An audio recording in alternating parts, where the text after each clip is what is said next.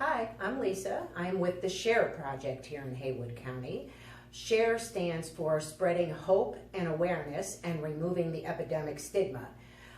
In the previous interviews, we've kind of been targeting one of those words, spreading hope, spreading awareness, removing the stigma.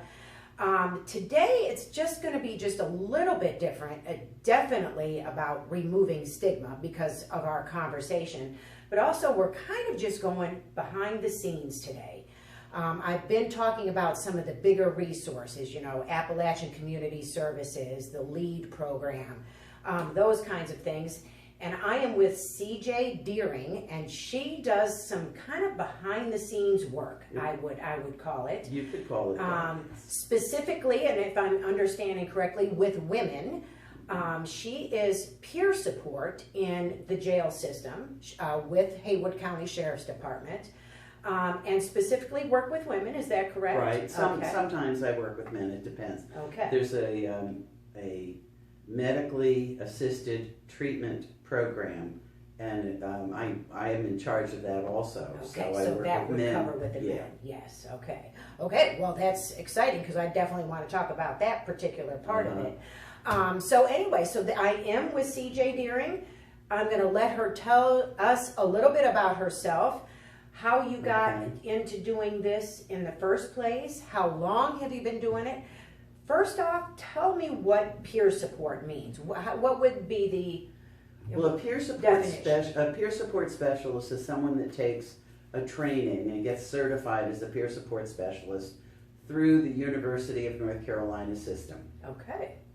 And we are people, peers are exactly as it says, we are people who have had experience with specific areas of behavioral health and or addiction, and we work as support with people that are still suffering in those areas.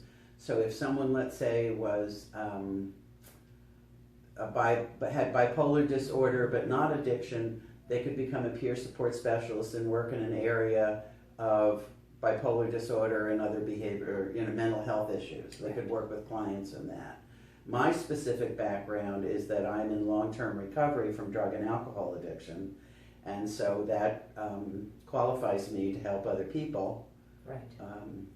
And so that makes me a peer. Okay, excellent. So Tell me a little bit about your background then. I'll dig into that a little bit deeper. How long have you been in long-term recovery? I've been in Congratulations, by the way. Yes. For 42 years. Oh, that's just awesome. More than That's half awesome. my life. Yes. I was one of the lucky ones. I survived the 60s and got clean and sober in 1978. Okay. And I went to a 12-step program, and that's how I started out on my path of recovery, is through a 12-step program. Okay. Did you get it right the first time? Not exactly. Okay. I gave up alcohol, but I didn't give up drugs. I just didn't hear anything about drugs. You know how that goes. So I used some drugs after that. So on October 15th, I celebrate my clean and sober birthday. Okay. So. Okay. Well, excellent. Yeah. Excellent. So how long have you been a peer support? A little over 2 years. My partner, Rick Marvin, who is also peer support, he works primarily with the men, had been bringing 12-step meetings into the jail just as a volunteer. And then this grant came through from the state of North Carolina for 4 peer support specialists through Pathways. Okay. So it's a project that is co-sponsored by Pathways and the Sheriff's Department. So I'm technically employed by Pathways. I get paid through the grant, through Pathways. Right. But my job is to be embedded into the Sheriff's Department, as is Rick's. Rick and I do my job. Yes, okay. So, And then are you only in the jail system then? Yes. Okay. yeah. All right. I mean, I can do other things, but we're very busy. Very So busy, there's no yes, time yes. to do anything else. Yeah. Okay. So that's what we do. Right. So, and it's a brand new program. Nobody knew what to do. Rick and I showed up the first day of work, and we had no office, no desk, no phone, no computer, no forms to fill out, Wow. no format to follow. No, we had no idea. We just said, let's just go to work. So Right. we sort of created this program, and we do groups, classes, 12-step meetings, things like that. You know, Okay. whatever we can think of that would be Right, helpful. right, so you just basically created your own We program. created our own program, our own forms, our own. We finally got a desk, a computer, a space, and Right. they put us in what was formerly a closet. Oh, boy. But it's big enough for 2 desks Yeah. and a bookcase. Yeah, well, So- and I bet you don't spend a lot of time in the office then. You'd be surprised. You know, we do a lot of work with attorneys and families and researching rehabilitation centers for people that are getting out or whatever. So we are behind the desk, you know, Yeah, half the day anyway. okay. So tell me a little bit more about that. That was actually one of the questions I was going to ask you. Beyond groups, the work that you do with the attorneys, are you kind of like a go-between? I am. Okay, so Yeah, tell me I a little am. bit more about some of that. Well, a and- lot of times I'll have information that attorneys need to know, or the girls can't get in touch with their attorney because they're so busy that you know, I can make a phone call for them or whatever. We work a little bit on the strategies. Mostly, I try to get them into rehabs in lieu of maybe going to prison. Right. Things like that. So Okay. it's, and then we talk to the families a lot. A lot of the families just need to know what's going on, encouragement. And that's and great. That's huge. Because that's a huge thing that they do, the families, the moms in particular, speaking as a mother, can have somebody that they can call to Yeah. find out how What's they're, happening, what's yeah. going on and where things stand. What and- they can do. And, Yes, yeah, that kind of thing, because Just- I'm sure some don't have a clue even. They don't have Yeah. a clue. And, you know, I mean, unless they've been through it before, which sadly, there's quite a bit of that. But, you know, even just a small thing like who to call to get an appointment for a visit Yeah, with the person that's been incarcerated and things like that. So, yeah, every day is different, I can tell you that. yeah, well, So- I can imagine, I can Yeah. imagine. So tell me a little bit more about the meetings then that you have in this jail Okay. system. Okay. Are they only with the women? Are they kind of structured?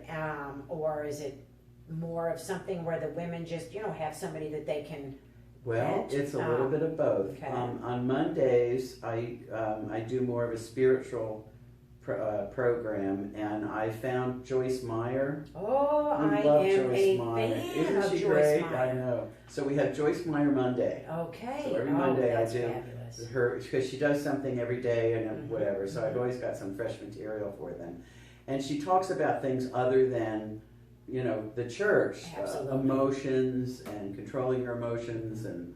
And her background. I mean, her background is, exactly. very traumatic, Yeah, if you will, which yeah. I'm sure some of the ladies can identify with. Yeah, so that's been, so we do that on Mondays, and then I do videos and recovery videos, addiction to recovery.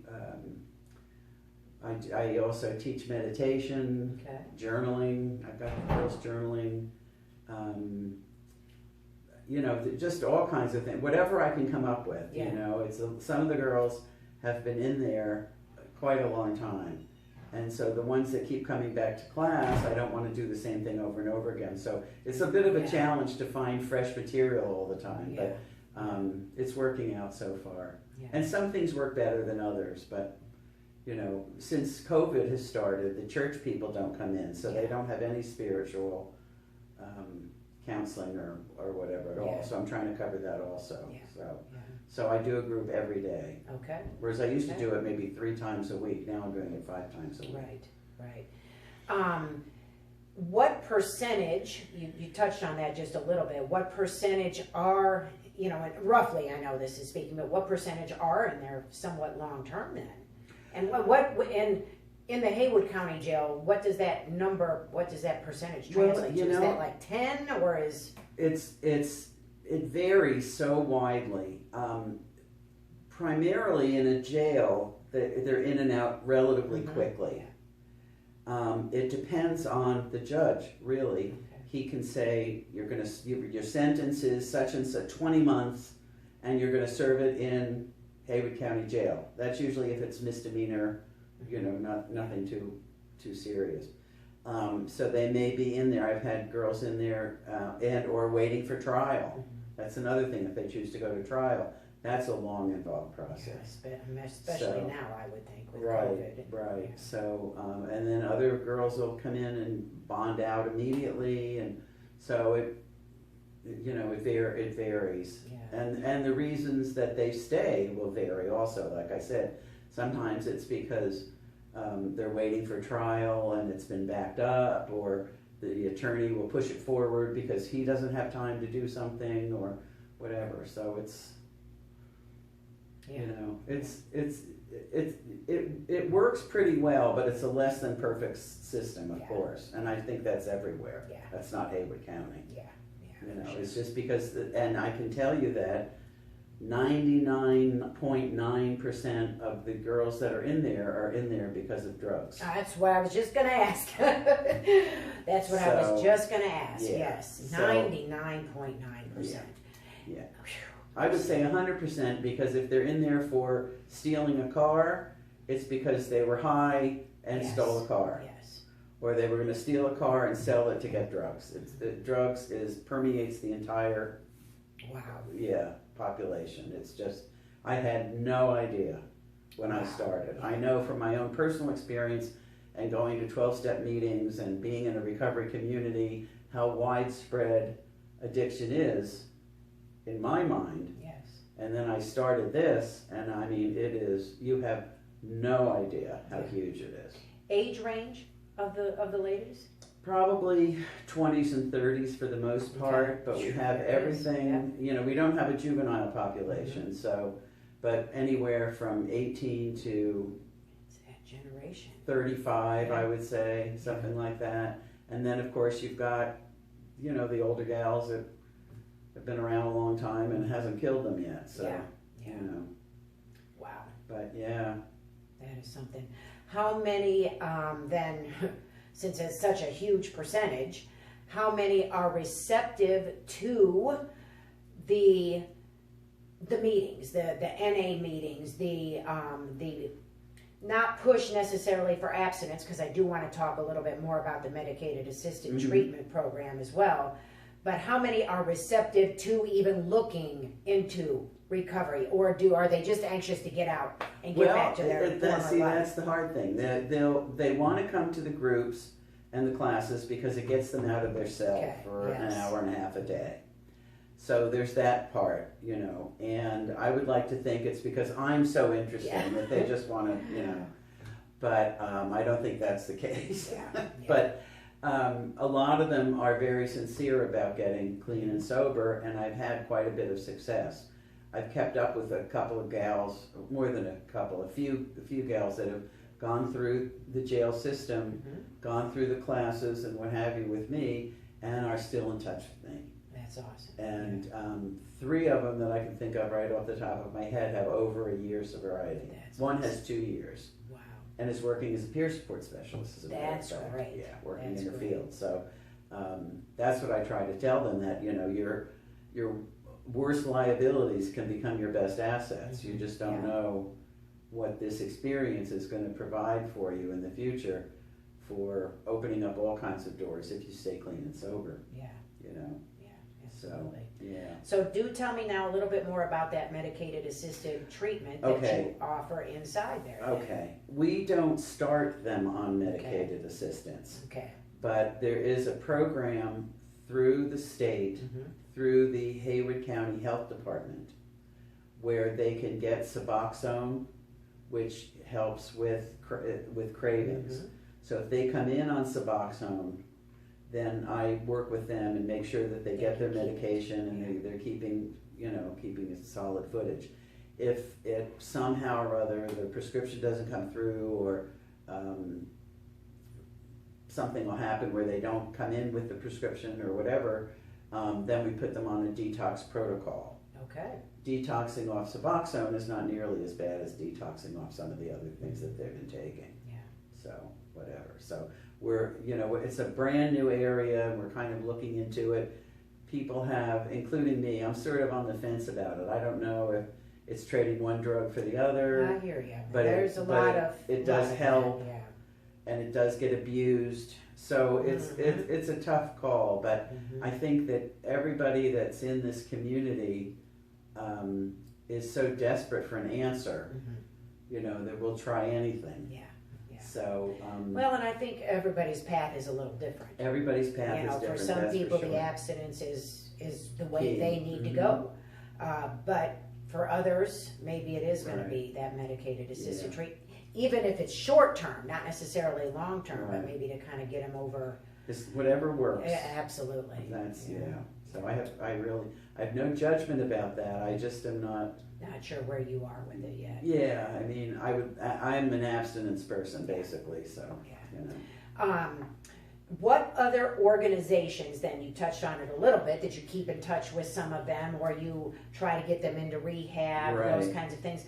What other organizations are in your network, if you will, and locally, but then also, maybe on into Buncombe County? We don't have a lot here. We don't have much in Haywood County, and so as far as rehab goes, we work a lot with rehabs in Black Mountain. Okay, ADAC probably. We work with ADAC, TROSA. Okay. First at Blue Ridge we've been very successful with them. Recovery Ventures, Safe Harbor. There's a number of them that we can work with. Usually they're full, which is discouraging. Yes. Because the problem, is so enormous. Yes, it is. So to find a bed is a real, and especially challenge, an affordable bed. An affordable bed and one that's available then. The girls that come to us generally don't have the financial situation to pay for an expensive rehab program. And the private paid rehab programs are ridiculously expensive. So we have to find ones that are maybe even, church centered or state funded or something like that. So and there's not that many. There's not that many that are state funded, and that is always iffy then. Whether or not the state funding is going to stay there. I work on a grant through VIA now. Okay. And we still haven't gotten our allotment letter. So for the last 3 months, I've been just working on it.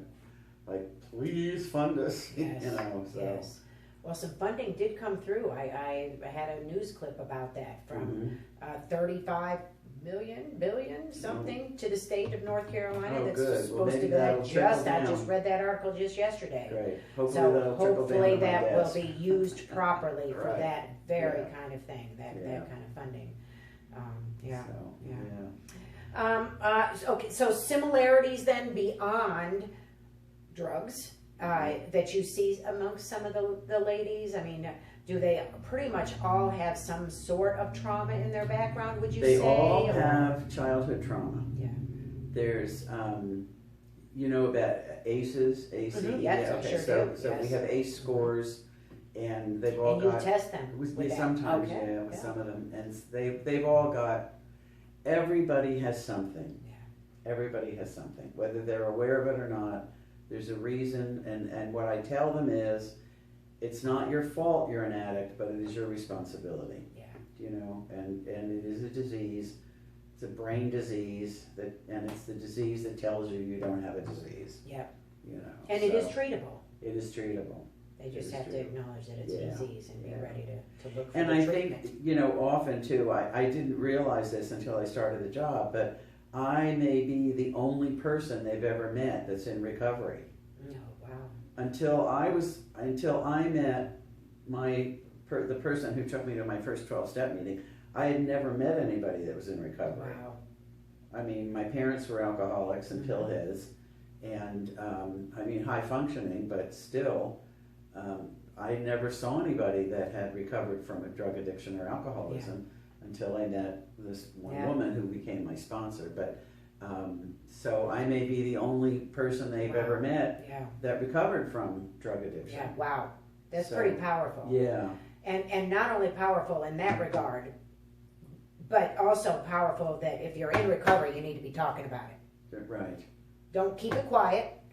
that, you know, I mean, seriously, Yeah. I mean, that's kind of part of the whole stigma thing as well. I Oh, mean, if yeah. you've been in recovery for a year or even 3 months, 6 months, you know, but That's huge. definitely talk about it because Yeah. you just don't know who you're going to be. You don't know who talking you're going to to. affect. I mean, Yes. I wish that I could line up the girls and say, okay, this one's going to make it, this one's going to make it, this needs extra help. But you just don't know. Yeah. You just don't know.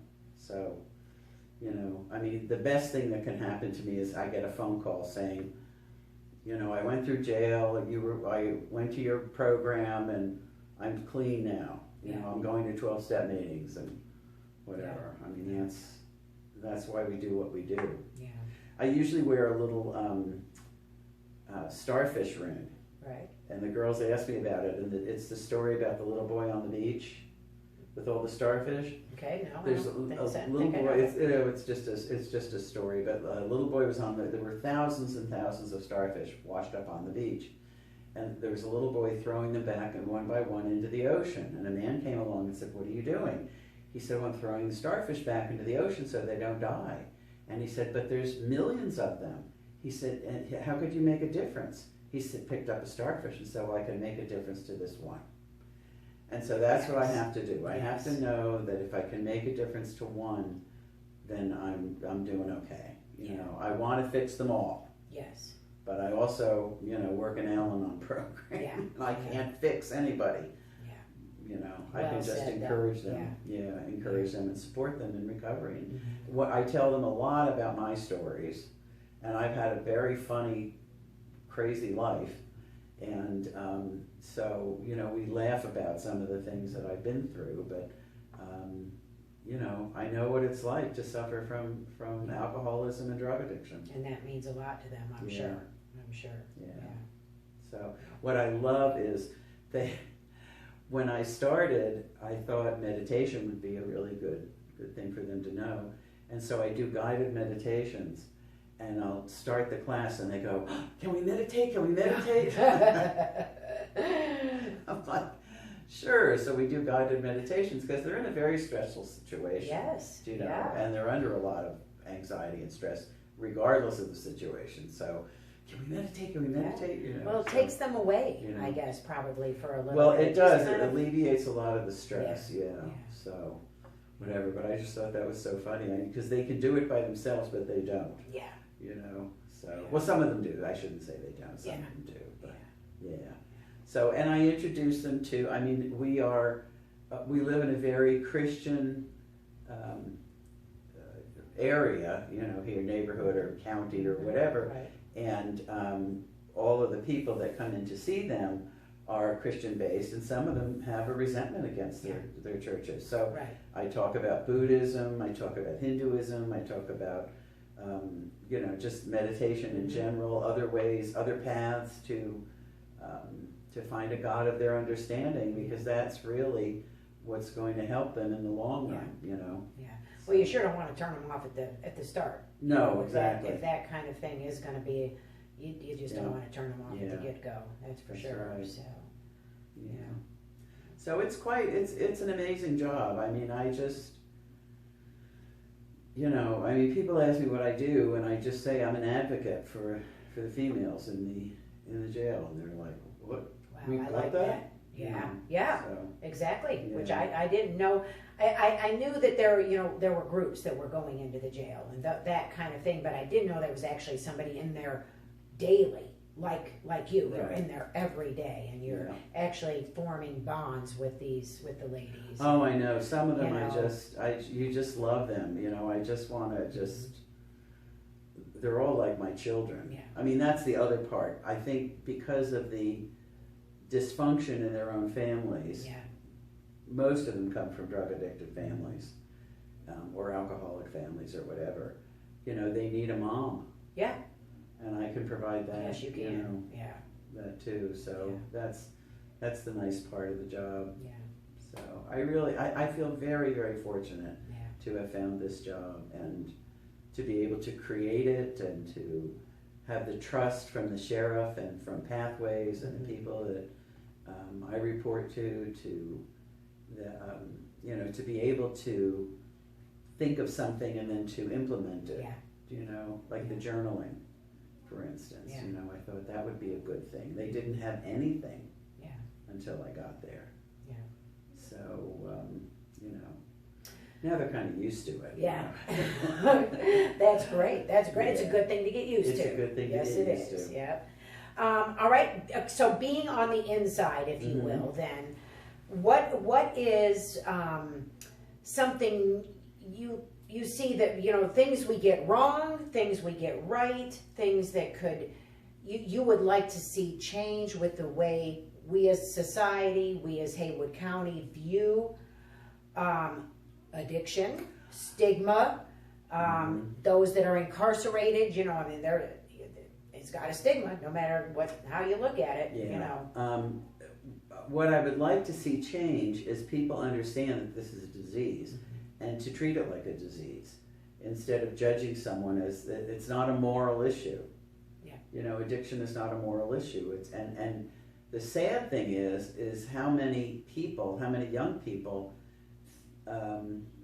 I think don't really understand how serious it can be. Yes. They may think they may be at a party or, in my own experience, it's like, and I did everything I said I would never do. Mm-hmm. Oh, I would never smoke marijuana, that was terrible. And then I did. Yep. And then I would never snort cocaine, and then I did, on and on like that. So, I think, and my interest in it was just kind of like to have fun. I thought it would be fun, and people were doing it, so okay, I'll do it too, I didn't stop and think that I could really get addicted, and the stuff they're dealing with today. Oh, yes. Oh. Yes. Yeah. My God. So yes. I think that it's deadly. It is deadly. It's deadly. And not only deadly, it'll just mess you up. Yeah. It's not just that you die from this. You get paralyzed, you go blind, you go, all kinds of things can happen to you, and to just ruin your life. Yeah. And the lives of the people that love you, So, we think of it as certainly the death toll is enormous, but I think we need to talk about the other people who survive addiction. Absolutely. Who live miserable, painful, horrible lives for the rest of their life. Yeah. Can't feed yourself, can't go to the bathroom by yourself. Which is even worse than at that point. Yeah. Yeah. So, and the stuff they have today, the fentanyl. I have girls tell me, "Well, I'm addicted to fentanyl." Oh my God. Which is just hard to believe. I heard that back, several months ago, that's actually not a drug of choice for people. Yes. It's like, talk about scary. Yeah. So. Yeah, you just can't believe it. Yeah. So I think a lot of it is, I think we need to start talking about it way, way, way before we do, much younger. Yeah. Put that in schools. Kids, they know what's going on. I've had girls tell me that their kids know, how to shoot them up and stuff. I know it's just awful. And It's you're just right. awful. We need to be talking about it and educating it way earlier than we are at this point. Yeah. And making sure they realize that it's, even at that very first choice, you could be impacting the rest of your life. Absolutely. Well, the sheer numbers of people that are addicted, it's just shocking. Yeah. How huge the program is. Yeah. So I think you were saying 200 people a day? Yeah, it's around about that, some say 185 a day, but some 200 a day. And that number is rising right now because of COVID. Absolutely. That the percentage has shot way up in the past 4 or 5 months with the isolation and, that lack of being around people. The virtual support groups they're great. They're a great alternative, and I'm glad they're there, but they are not for everybody. Yeah. Right. That in-person thing is at boredom. Mm-hmm. Yeah. Yeah. So. I know. too much free time. Yeah, it's never a good thing. Yeah. Never So a good thing. it's a huge problem, and little by little, maybe the tide is turning about understanding it, but not fast enough Not for fast me. enough, I agree. Yeah. I agree. So that kind of leads me right into the very last question. And anything else you want to add that we've missed it all? I can't think of anything. And that's the question I've been asking everybody, and that Mhm. is, if there was one thing you could change, we kind of talked a lot about things that we would like to see change, but if there was one thing you could change, and pretty specifically here to Haywood County, as far as it relates to treatment centers, we talked a little bit about that, the stigma, the resources. If you could change one thing, what would that be? Education. Education. I think Okay. early childhood education about what they're dealing with. A lot of these young kids are exposed to this stuff, so it seems to be okay. Mm-hmm. You know, well, mom did it. Yeah. That was my experience. Yeah. My parents drank, and then they used pills to feel better. Yeah. Pepper-uppers, they used to call them. I Pepper-uppers. can't even imagine what they were, Oh, but boy. you know, so I grew up thinking that that's what was normal. It was normal. Yeah. So I think they need, you know, really early childhood education. I think has got to be. They just have to start that. Plus, that educating the public on addiction, that it is a disease, a brain disease.